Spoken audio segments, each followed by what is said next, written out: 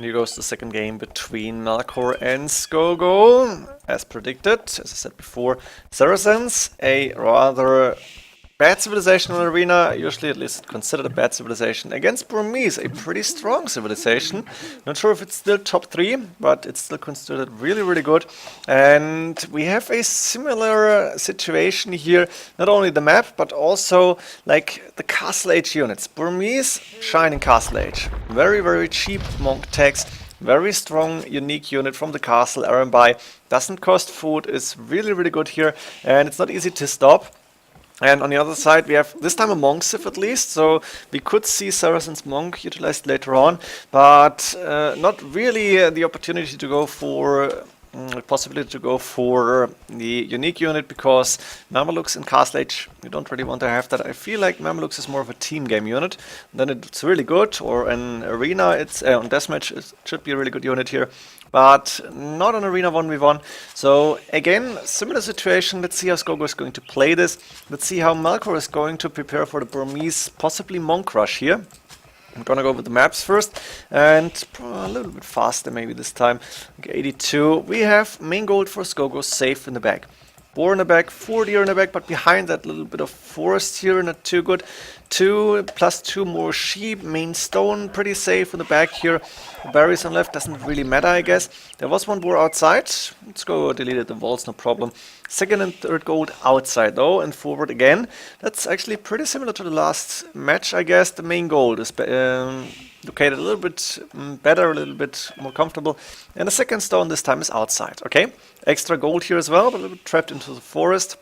Another extra gold here, and that's probably an extra stone. I don't think this is Melkor's second stone. I can imagine this. We have one relic in a neutral zone, a second pretty much also in a neutral zone, one really close to Scogo. That means the other 2 closer to Melkor, one really close to his base, and the other one quite close here as well. We have the second gold outside. I guess it's the third gold actually. The main gold forward and the main stone forward for Melkor. But he has 1 gold, a second and the second stone safe in the back, so he will be able to go for Castle Age army if he's getting rushed here. And he also has deer inside, 3, 4 deer I guess. Yeah, that's 4 in total.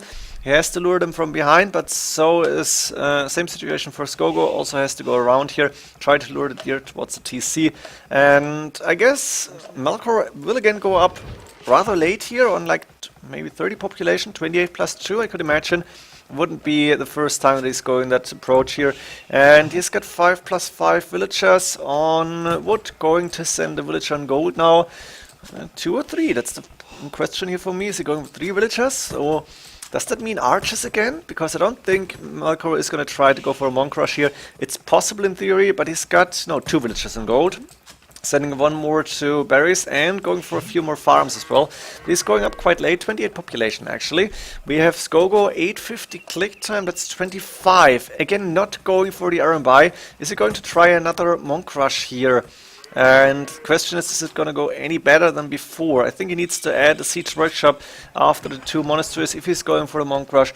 Because, yeah, he should expect Melkor to go for the either light cav, like scouts, light cav, or maybe crossbowmen again.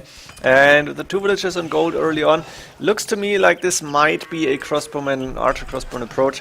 So we have Scogo up on the way to Castle Age, sending the villagers to wood, another farm coming up here, probably gonna send 2 more at least to gold, and getting the last deer in as well. This is important to get more free food. You don't want to build too many farms if you're going 1 TC push, unless you're going fast imp of course. We have Melkor going to Castle Age with an archer range, so no scouts here, instead we're going to see archers crossbowmen again. Melkor also is trying to lure the last deer in, and we should see double Bidex horse collar if not done already. Not sure, didn't pay attention. Need 3 minutes? Yeah, not for us. That's the nice thing here. And of course, Scogo is going to scout the map here. Melkor is still busy at home.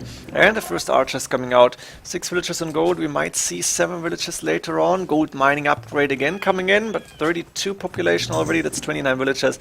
Can afford to. He's got a lot of farms already up and running, 7 in total. And 1 villager on the berries as well. And now those archers will be able to go out soon. No fletching yet. Maybe he is not going for fletching this game. I don't know. And instead just going crossbowmen. No, there's the fletching upgrade. Castle Age is there and crossbowmen coming in immediately. Let's go to Scogo. Where's the 2 monasteries? Yes, coming up. 2 more monks. This is really a repetition of the last game. Let's see how different it's going to be. I hope Scogo will be able to get an advantage in Castle Age, or at least keep his army alive. There's the scout from Melkor. Can Scogo get a conversion? No, he didn't see it. Too late. Now he's trying to hunt that scout down, but he knows the crossbowmen are up. I think he could see them. Sanctuary coming in immediately. It's really cheap in the upgrade, but I want to see a siege workshop here. Instead, Scogo is going for extra TCs on the main stone and woodline, on the main gold.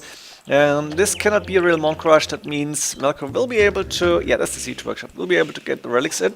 I think he should be able to do so if he wants to. There's the monastery, first monk coming out. He's grabbing this relic actually to have 1 save. Also the scout still alive, so you need to pay attention here. And ooh, what is happening here? Is that only for me, or do the monks look like they are like shivering, something like that? Let's go back here. Not sure, my game crashed a few times here, and then I tried to fix the recording, it worked, but I'm not sure why it crashed. Boat cannon are coming in from Melkor, and again, 11 against 9 military units. The scout should go down here, and I guess that's some form of graphics bug here. A lot of monks, but Scogo can't really do a lot. Scorpions this time, no mangonels. The scout finally going down. And now Scogo is going to try and convert a few of those crossbowmen. Not going to be able to do so. And he needs to stay at home here. So crossbowmen are actually able to keep those monks back at home to make Scogo go back pretty much. Scogo therefore on 12 plus villagers going for wheelbarrow, and he's going for boom approach. Just not sure what Imperial Age army he wants to go here. Would love to see the champions from Burmese, but Arbalest probably from Saracens, and then against Arbalest, what are you going to do? It's not going to be so easy to counter this. Even Arambai are probably going to die to Arbalest. The scout could try and go for a monk, but no, Melkor is deciding to keep it alive. And Melkor is getting more and more relics. He's got 3 of them already. Scogo will be able to take 1, maybe 2. Where's the last relic? I don't see it. Is that going into 1 monastery already? No, Melkor actually has 4, so he's brought the last one in. He's behind in the boom, but only by a little bit. TC on the wood line. I guess this one has been standing a little bit longer on the gold and the wood line as well. Now we have a scout trying to move in, and 1, 2, crossbow and 3 converted. Nice mangonel shot. Actually, that was a good fight for Scogo. He's losing the last of the crossbows, except for 1. Redemption and Fervor coming in. They are cheap upgrades, and Fervor is a upgrade that was bugged in AOC, I think, but now it should be fixed. Scogo also has enough stone for a castle, but he shouldn't go too far forward. This game, maybe rather go and stay at home with the castle, try to go for some Arambai. Love to see elite Arambais in Imperial Age, that would be so nice. And of course, the skirmishers from Burmese are weak, but Arambai, Rams, maybe Onagers, maybe Monks should be a decent combination. Melkor is clicking up to Imperial Age. The first one to click, Scogo not so far behind. The Siege Workshop in the middle, we've seen that. 3rd Archer range. No, it's the 2nd actually, my mistake. And Melkor is doing University now, wants to go for Ballistics possibly, maybe Thumbring, and he should go for Bracer Chemistry and then Arbalest of course, and try to take down the Siege and Monk army composition that Scogo has. Scogo is going with the castle in front of the 2nd stone. That's also a decent spot here. If he wants to go for Arambai, that's a pretty nice idea in my opinion. Mangonel trying to hit the crossbowman. Nice split and join together again. Nice moves here by Melkor. As I said, I think he knows how to micro the crossbowman on arena.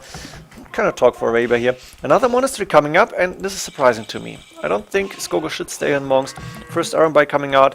Of course, not a lot of upgrades, and we should see the lead upgrades sometime in the game. Scogo has very, very good resources, now hitting Imperial Age. Is he going for the lead Arambai? But he should have produced a lot more if he was going for that way. No, on a chance that. Arbalest, +3 done. Missing chemistry, but coming up soon, and those Arbalests are doing a lot of damage. The monks going into the castle quickly. And 1 castle is just not enough. Look at this, Scogo, 1500 food in the bank, doing honor block printing illumination. But what else? How do you spend your food? Elite Arambai is possible, but you don't have a lot of Arambai here. And now the army numbers are quite close. Scogo a little bit behind, not by a lot. Melkor a little bit behind in villagers.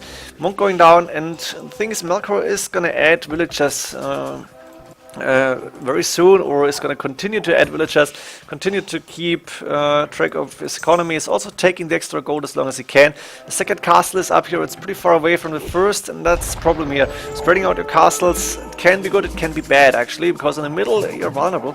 And now those arbalists are still taking down converted units. The monks, yes, Scogo is good at monk play, but Melkor is going for heresy. And siege engineers from Scogo, did I say faith here? Is that true? No, I don't think so. But heresy will be a very, very important upgrade against the monks here, especially for the bombard cannons. And Melkor, you can see, spending a lot of resources. He has almost enough stone for a castle. He's moving out to go for the other extra gold on the left-hand side. And that means he will have a lot more gold income with 4 against 1 relic, plus the extra gold here. Now the Arbiter is getting microed, but a lot of them dying. In this case, still 5 monks went down. And that's a good trade here, I think. Siege engineers also for Melkor. Elite Iron Buy for Scogo. How many do you have? That's 4?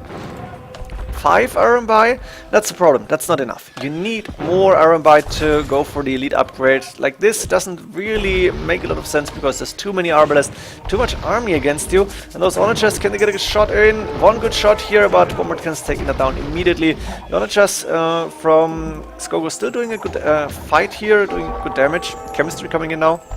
But you need more army here, and that's Melkor's big strengths. He is able to go for army and at the same time boom to not fall far behind, and he's not usually not falling behind against overrated opponents. You can see now 7 bombard cannons in total.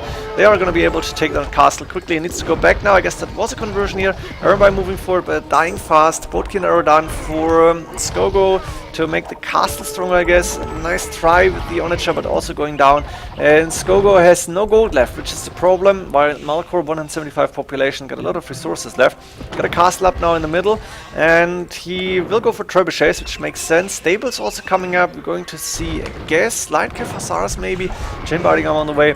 And for Scogo, onagers, of course, but the elite Iron Buy, there is not enough of them. That's the thing. You don't want to have elite when you only have like 5 to 6 units. That doesn't really make sense here. And the castle is under heavy attack. You can see it getting repaired by a lot of villagers. But now monks are getting dropped out and the arbalists are close. So these monks and the elite Iron Buy will die. 65 HP means bloodlines missing. Melkor now doing bloodlines when he's adding in the cavalry units. And with the castle going down and the arbalist taking down all the monks, and Arabai Scogo is calling the GG. Very nice game by Melkor once again. Scogo was not able to pump out Elite Iron Buy. Went for onagers, maybe should have considered Rams and Elite Iron Buy. Go for more castles, go for earlier army production, but it's so easy to say.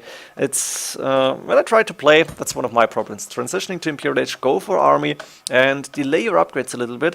That's a sweet spot that you need to find. And like this, Melkor is able to win Saracens against Burmese. Hope you enjoyed this one. See you in the next games. GG.